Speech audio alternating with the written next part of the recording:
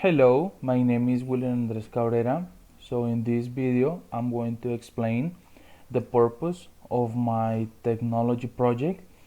So first of all, I decided to do this technology project in order to help my students, other people that want to learn English. So with this website or project, they can identify some activities that we normally use to provide knowledge about English or teach English classes.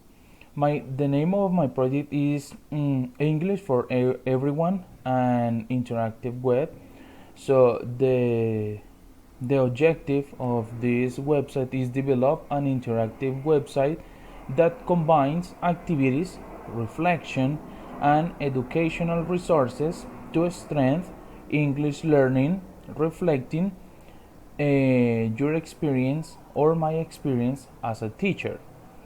So, English for Everyone is a simple website designed to offer educational resources, interactive activities, and strategies based on your experience as a student English teacher. It uses free and easy to use tools to create an accessible and engaging spaces or space for students and teachers. Next to this part, I'm providing my point of view or a short paragraph describing my experience being an English teacher, and also provide more examples on how difficult it is to be an English teacher. Also some strategies that I need or I use to teach English. For example, in my experience, I'm teaching English since the third semester. So from the beginning of my career as a bachelor degree in foreign language.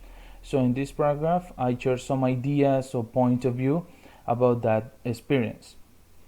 Next to this, the people can identify or can find an example about an English class that I had about the past continuous, some example that I use to teach English, some a structure about the past continuous, and providing an experience, a short experience on some strategies that I use to teach English during the process of to being an English teacher. Next to this, the people can find some Kahoot that I create to teach English. For example, I create a diagnostic test, an English class, some topics, for example, the daily routines, the first conditional, the second conditional, the preposition, in, on, at, and at, also a brief conclusion on being an English teacher. About this, some links that I share in my website, the people can identify those